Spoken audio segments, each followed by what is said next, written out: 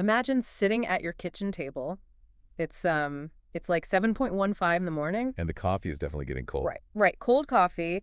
The house is completely quiet, and you are just staring at your laptop screen. We've all been there. Yeah, and on that screen is a drafted email. Maybe it's to a potential mentor or, a pitch for a project you care deeply about. Something with high stakes. Exactly. It's an email that could fundamentally expand your career.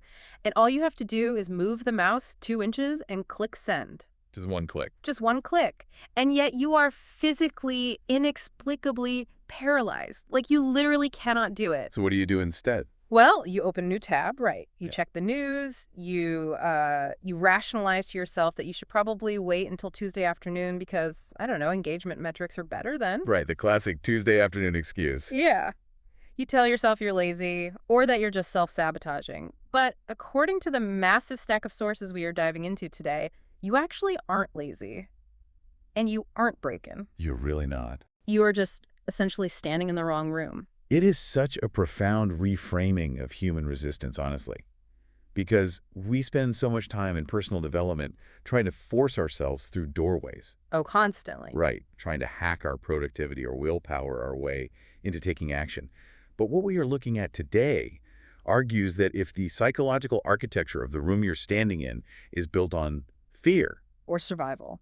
exactly, survival, then the door to expansion simply will not open. You just cannot forcefully push a door if the frame itself is completely warped. So for you, the learner listening right now, this is really where the rubber meets the road. We have spent our previous deep dives building this massive, intricate scaffolding of understanding. A lot of blueprints. So many blueprints. We've been poring over the psychological frameworks, debating the load-bearing walls of how to construct a meaningful life. But today, our mission is completely different. It's a huge pivot. It is. We are looking at a Group 9 double feature today. So that's chapters 29, 30, and 31, the interludes. And this incredibly startling transition into what the source material calls the Roman numeral chapters. Which is just a wild structural shift. It really is. We are moving from the architecture to the animation today. We are tearing the scaffolding down, and we are finally going to inhabit the building. It's the ultimate transition, really. We are shifting from accumulating tools to actually mastering the ones you already have. Yeah. Think of it like being a musician. We spent all this time, tuning the individual instruments, learning the scales. Studying the sheet music of personal transformation. Right.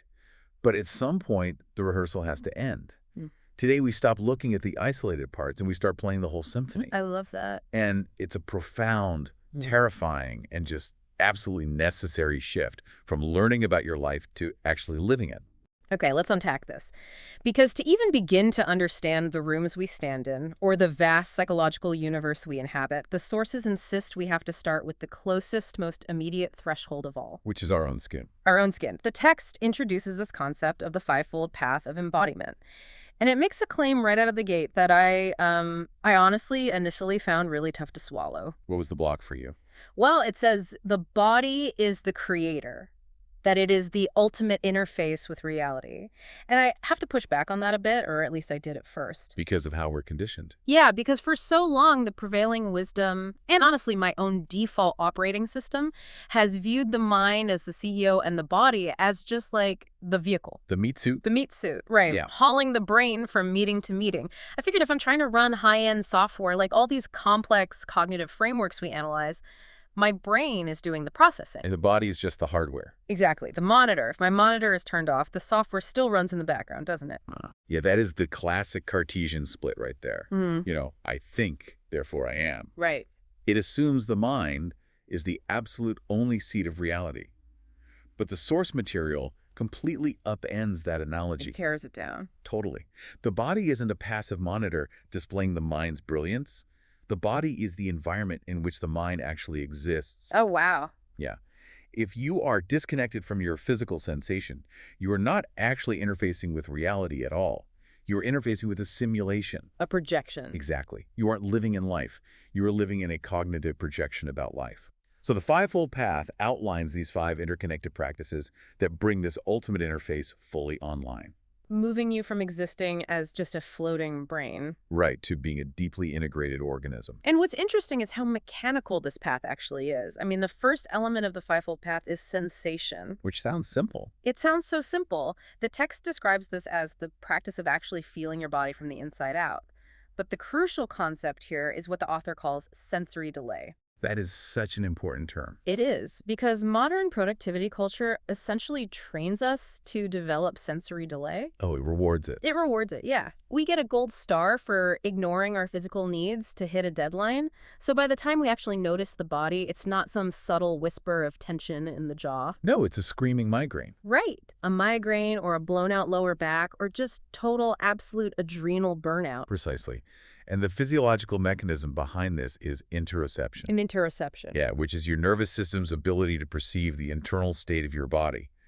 When you habitually ignore those subtle signals, your brain essentially prunes those neural pathways. It just turns the volume down. It turns it way down because you've proven you're only going to respond to the screen anyway. Wow. So sensation, as a deliberate practice, is the rehabilitation of interoception. It's sitting at your desk and noticing the specific temperature of your hands. Or how your feet are resting on the floor. Exactly. It forces the brain to remap the physical territory in real time. Which naturally leads into the second path, which is breath.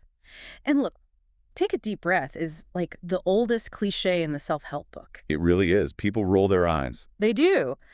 But the text doesn't treat breath as a relaxation technique here. It treats it as a structural override. Yes. It's described as the power source, like the Ctrl-Alt-Delete for your autonomic nervous system. That's the perfect way to phrase it. Because my reading of this is that it's less about feeling zen and more about mechanically forcing a biological shift. That distinction is so vital. It is entirely mechanical. Your autonomic nervous system is largely involuntary, right? Heart rate, digestion, pupil dilation. Stuff you don't think about. Right. But the breath is the one function that is both involuntary and voluntary. Oh, that's true. It is literally the only manual lever you have to reach into the automatic machinery. So how do you pull the lever?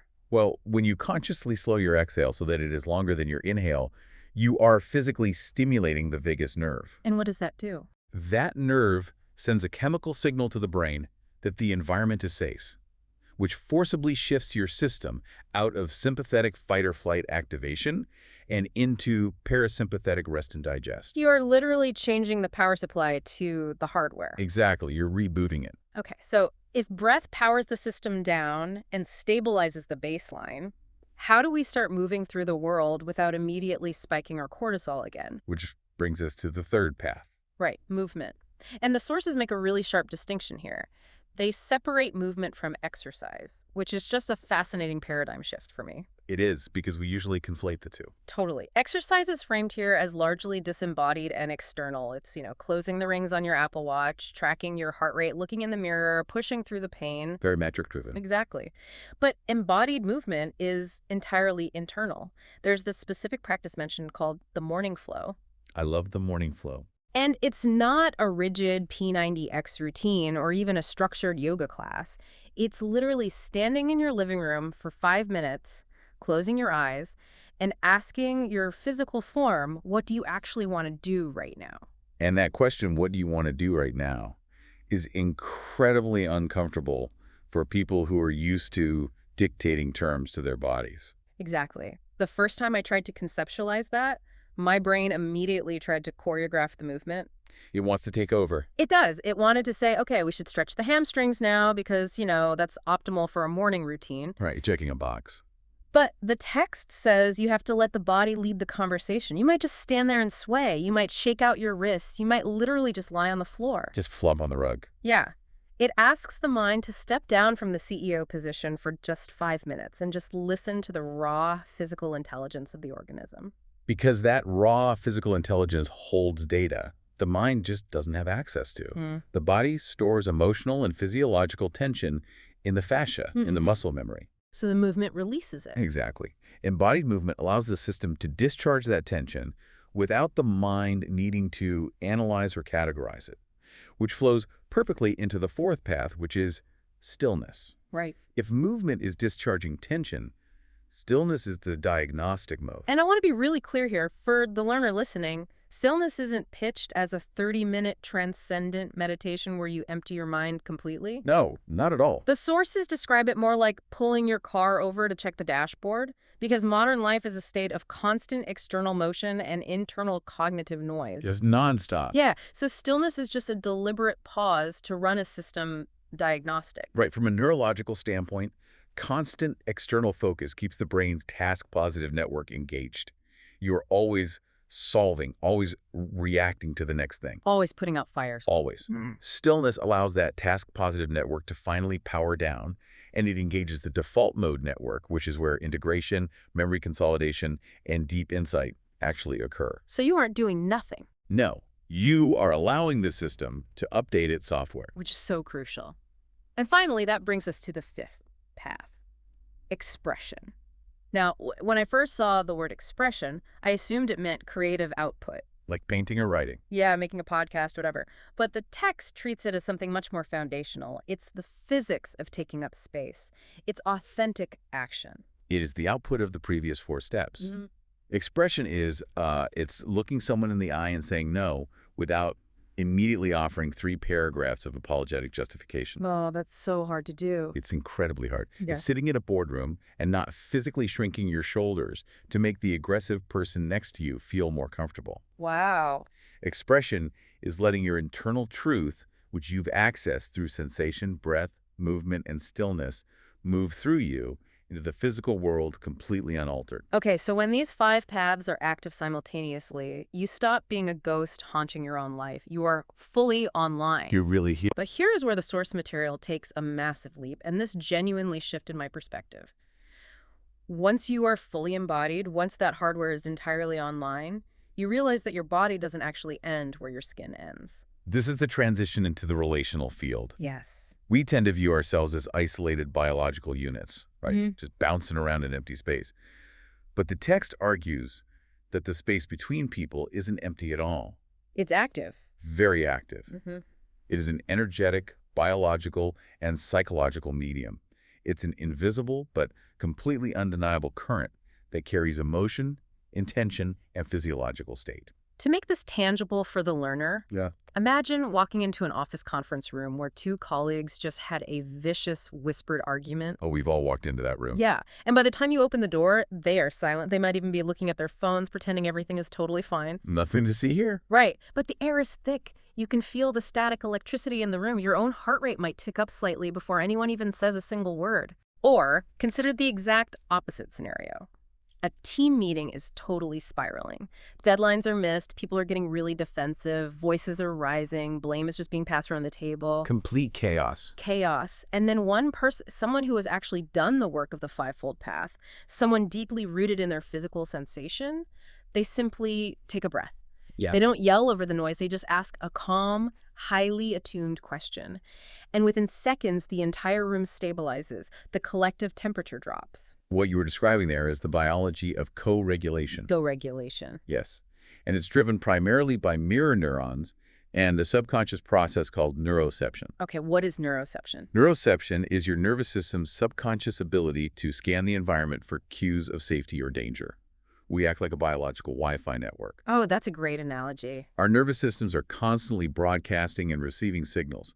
So in that spiraling meeting you mentioned, everyone's neuroception is picking up threat, threat, threat, which triggers a cascading sympathetic response. So people get defensive because their biology literally believes they are under attack. Exactly. So when that one grounded person breathes, they are essentially broadcasting a massive safety signal on the network. Exactly. Think about when a baby is crying frantically. A truly regulated parent doesn't yell at the baby to calm down. Right. That would just make it worse. Exactly. The parent holds the child, anchors their own physical form, and breathes deeply. The baby's erratic nervous system literally entrains to the parent's grounded rhythmic nervous system. Wow. The baby calms because the environment dictates safety. And we do this as adults all day long, mostly unconsciously. So the text formalizes this interaction by breaking the fields we interact in into 3 distinct categories, right? Yes, the 3 fields. Okay, so the first is the transactional field. This is surface level interaction, like you and the barista making your coffee. Right. It's polite, it's brief, it relies on social scripts, and it doesn't require deep vulnerability or attunement. Then you move into the relational field. This one is connection-based and reciprocal. It's your friendships, your close colleagues, your family members. People you have shared history with. Exactly. There's shared history and mutual influence. And finally, the highest tier is the transformational field. Okay. This is deep, catalytic, highly vulnerable interaction, close, intimate partnerships, profound mentorships, moments of deep therapeutic breakthrough. And this is where the sources introduce the math of the field, which I found completely fascinating because it finally put a logical structure to relationship dynamics that always felt really nebulous to me. Literal math. Literal math. They propose a literal equation. Field capacity equals the capacity of person A plus the capacity of person B multiplied by the synergy factor. The synergy factor is the multiplier of human connection. Yeah. It explains why two brilliant, highly capable people can sometimes form a team that produces absolute garbage. Yes. Because if the synergy factor is less than 1, you have interference. Right. I think about past relationships or like certain project teams where person A and person B constantly trigger each other's unresolved anxiety or competitive instincts. They just clash. They constantly clash. Even if they are individually bringing 100 units of capacity, their interaction triggers defensive postures. So the synergy factor drops to, say, 0.5. Suddenly, the relationship makes them less than the sum of their parts. But if the synergy factor is greater than 1, if it's synergistic, Right. 1 plus 1 doesn't equal 2. It equals 5 or 10. They amplify each other's clarity, creativity, and grounding. This raises a really important question, though. How do you mechanically increase that synergy factor? Because I feel like the default human strategy when a relationship is experiencing interference is to just try and control the other person. To manage their behavior. Right, which has a negative success rate. I mean, if I walk into that chaotic meeting room and my own heart rate is at 120 beats per minute and I'm secretly furious that everyone is panicking, Yeah. I could read from the most perfectly scripted, highly evolved leadership manual in the world. I could say the exact right calming words. But it won't work, will it? Because my physiological broadcast is still panic and anger. Exactly. The field always listens to the nervous system, not the vocabulary. Wow. If your words say peace, but your biology screams threat, the other person's mirror neurons will respond to the threat every single time. Right. Which brings us to the absolute golden rule of the relational field.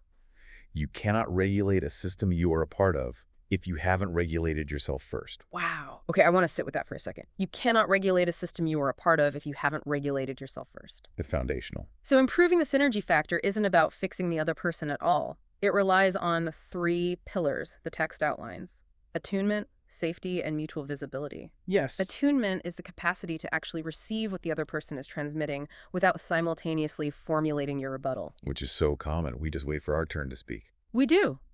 Safety is providing a consistent, non-judgmental holding space. And mutual visibility is the terrifying act of letting your own guard down so you can be seen while fully witnessing them.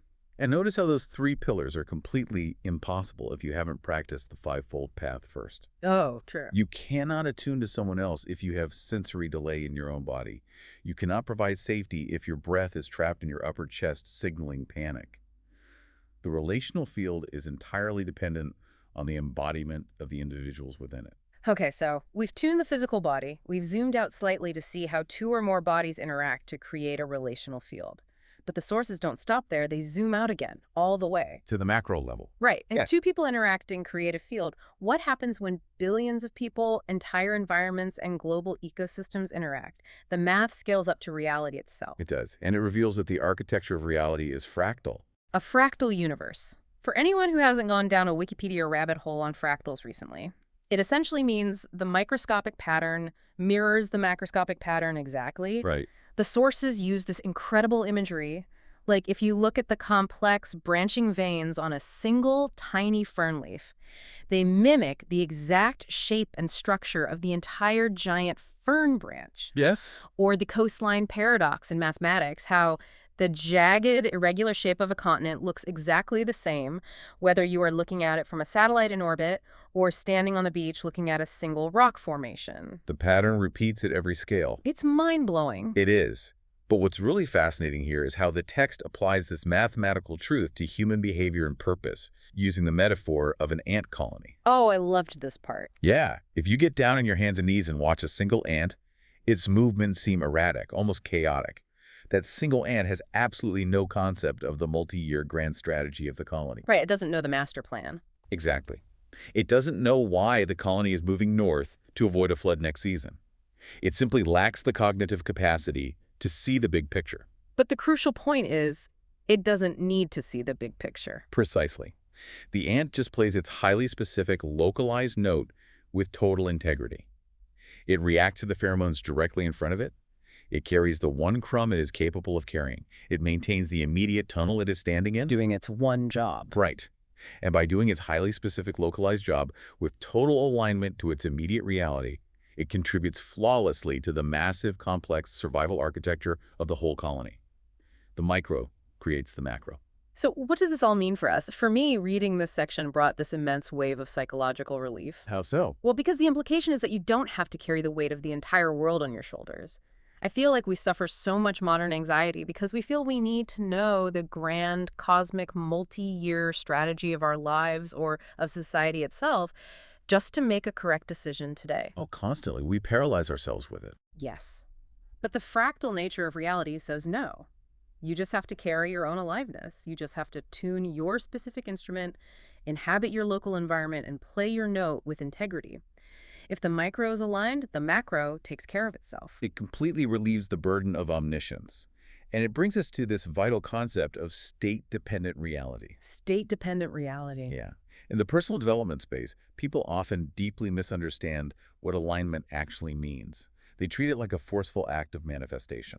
Like vision boards and wishing really hard. Exactly. They think alignment is standing out in a pouring rainstorm, closing your eyes, and stubbornly shouting at the sky, "I demand sunshine, I manifest a sunny day." Right, trying to brute force the universe to bend to your specific preference. But true alignment, in a fractal reality, is acknowledging the objective truth of the rainstorm and putting on a raincoat. Ah. It's accepting the terrain you are actually standing on, rather than the terrain you wish you had. It's not about forcing a signal to exist. It's about tuning your internal receiver to the reality that is already occurring. Okay. When you are fragmented, stressed, and living in a projection, you are like radio static. You repel the signal of your life. But when you are integrated and embodied, you resonate. You catch the signal. Okay, here's where we hit the absolute crux of this deep dive. Conceptually, everything we've just talked about is beautiful and logical. Right. We know how to tune the hardware of the body. We understand how to regulate our nervous systems to improve the synergy factor of the relational field. We grasp the immense relief of the fractal universe that if we just play our note, the symphony takes care of itself. So, There it comes. why do we still get stuck? The million-dollar question. Literally. Let's go back to that 7:15 a.m. scenario I brought up at the very beginning. A cold coffee in the email? Yes. I am sitting at my kitchen table. I am embodied. I understand the relational field. I know my microscopic action of sending this email serves the macroscopic growth of my career. I have all the knowledge. So what's the problem? Exactly. Why am I still completely paralyzed? Why can't I click send? Because knowledge is not integration. Oof. Knowing the architecture of a building doesn't mean you know how to unlock its doors. And this is where the source material introduces arguably its most sophisticated, mind-bending framework. The threshold song. The threshold song. It is a nested, multidimensional architecture of human resistance. It perfectly explains why knowing what to do is rarely enough to actually do it. So the threshold song, the text uses a doorway metaphor to explain this, but it nests the concepts kind of like Russian nesting dolls. Each layer holds the one inside it. Exactly. Let's break down these layers thoroughly because this fundamentally changed how I view my own procrastination and fear. Let's start with the most visible layer. The first layer is the door. Right. The door represents the immediate action you are trying to take. Sending the email, initiating the hard conversation with your partner, sitting down to write the first page of a novel, or even just going to the gym. So it's the physical event, Yes. but a door can't just float in empty space, right? Yeah. It is held by the thresh, or the door frame. The text frames the thresh as the immediate guardian of the gate. Yes. In our psychological experience, the thresh is the acute, immediate resistance. It's the sudden tightness in your chest. It's the rapid spike in your sympathetic nervous system. The sudden anxiety. Exactly. Or it's the sudden, overpowering urge to check your phone, or the clever rationalization your brain invents that you should, wait until tomorrow when you're more rested. That acute resistance, the thresh, is what most people try to fight. They try to use willpower to smash through the doorframe. Just push harder. Right. But if we look deeper, what holds the doorframe? The frame is built into a wall, which is part of a room. The room is the broader context you are operating within. It could be a physical state like profound sleep deprivation, or more often it is an emotional or cultural context. Give me an example of that. Well, a workplace culture that actively punishes mistakes is a room of fear. You're operating inside that room. Okay, so the door is held by the thresh is held by the room. But then it goes one layer deeper to the architect of the space. Who built the room? Right. The room is held by the handler. And the handler is the core. It is the deep, often unconscious belief, historical trauma, or conditioned narrative that designed the room in the first place. It's the blueprint. It is the invisible rule you live your life by. For example, a handler might be a deeply ingrained childhood belief that says, I must always be 3 steps ahead of what might go wrong in order to be safe. Oh, wow. Or, if I allow myself to be truly visible, I will be criticized and abandoned. And then finally, the text notes that the handler is held by the handler of handlers. Right, which is described as mystery or reality itself. The ultimate holding environment of the universe, which we just kind of have to surrender to. Exactly. But let's apply this nested architecture to our specific 7:15 a.m. standoff. I am staring at the email to the mentor. I can't hit send. My default narrative is, I am lazy, I am self-sabotaging, I just need to drink more coffee and push harder. And that narrative is the exact definition of fighting the door. Yeah. It's white-knuckling. You are treating the problem as a lack of force. Right. But if we analyze this using the threshold song, the entire paradigm shifts. The door is the email. The thresh is that sudden wave of nausea and the urge to distract yourself with the news. Yeah. The room you are sitting in is an emotional context completely designed to avoid rejection at all costs. And the handler that built that room. What's the handler? It's a core, unexamined belief that says, if this mentor ignores me, it definitively proves I'm an imposter and I do not belong in this industry.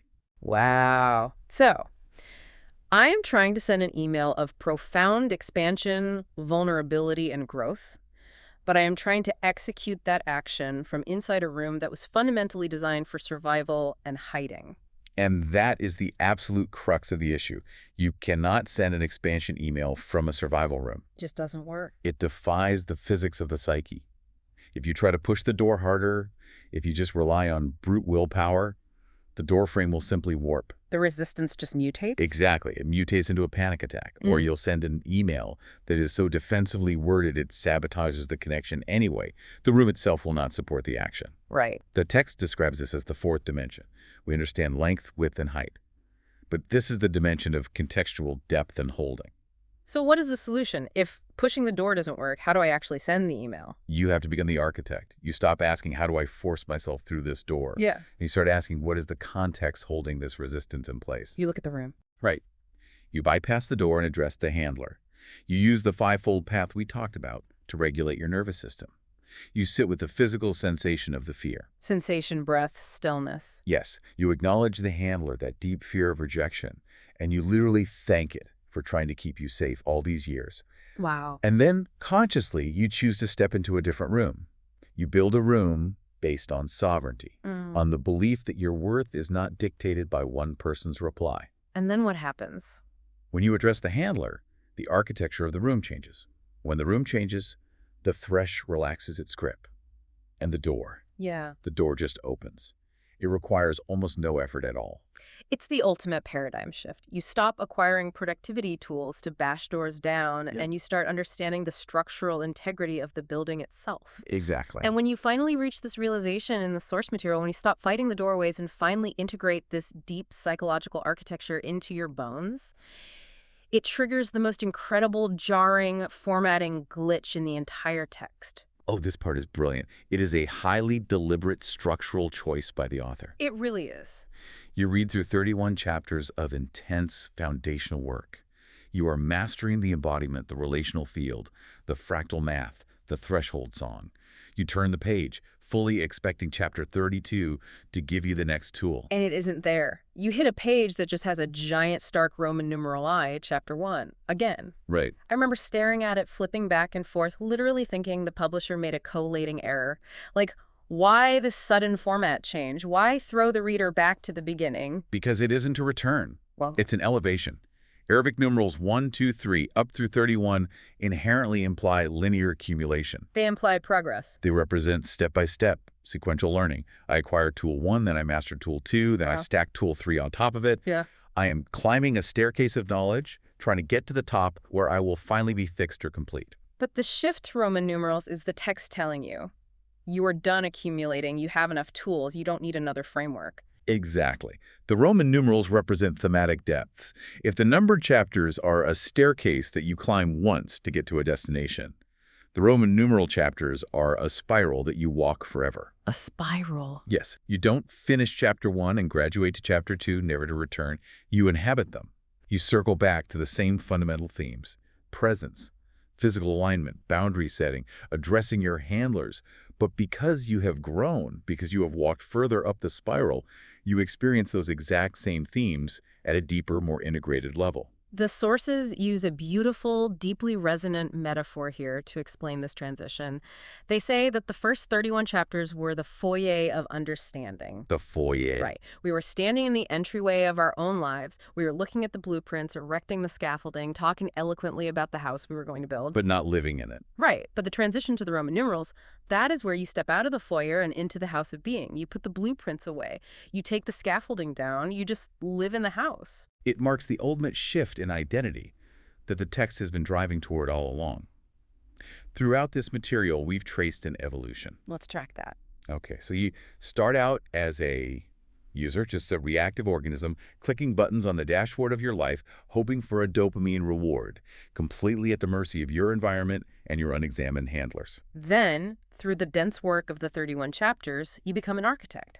You map your triggers. You draw the blueprints of your relational fields. You analyze the threshold songs of your resistance. You learn the mechanics of how reality operates. But the Roman numerals demand the final, most vulnerable evolution, from architect to participant. Participant. Yes. You stop analyzing the blueprints and you plug back into the vast living fractal network of reality. You co-create your environment. You embody it. You don't just know about embodiment intellectually. You are physically embodied in the grocery store line. The practice stops being a 20-minute meditation you schedule on your calendar and it becomes the way you breathe under pressure, the way you speak to your spouse, the way you inhabit the sheer physical space of every room you walk into. We have covered an absolute epic journey in this deep dive. We started at the absolute baseline, the physical hardware of the fivefold path, waking the body up out of its sensory delay so it can actually perceive reality. Yeah, huge first step. Then we radiated out into the relational field, understanding how our nervous systems involuntarily co-regulate and mathematically influence the capacity of our connections through the synergy factor. Right. We zoomed all the way out to the macroscopic truth of the fractal universe, finding relief in the fact that we just have to play our single localized note in the ant colony to be perfectly aligned with the whole. Which is such a relief. It is. We debugged our deepest, most paralyzing resistance by dissecting the threshold song, learning to move past the immediate door, and instead renovate the rooms and handlers of our deeply held beliefs. Yes. And finally, we crossed the ultimate threshold, leaving the linear, exhausting accumulation of the numbered chapters to walk the lived, integrated, binless spiral of the Roman numerals. What's fascinating here, if we look back at this entire progression, is the subtle trap we all fall into. What's the trap? We usually undertake this kind of intense personal development, this deep meta-awareness, because we secretly believe the goal is to become superhuman. Oh, absolutely. We want to become a perfectly optimized, unbothered, frictionless machine that never feels fear or resistance again. But the actual goal, the profound, liberating revelation of the text, is simply to become fully human. Just human. Fully alive, fully awake to the actual reality you're standing in with all its messiness, its unpredictable rainstorms, and its staggering beauty. And so, to you, the learner, as you step out of this deep dive and back into the complex reality of your life, we want to leave you with one final, provocative thought. Let's hear it. It's drawn straight from that deepest, most structural layer of the threshold song.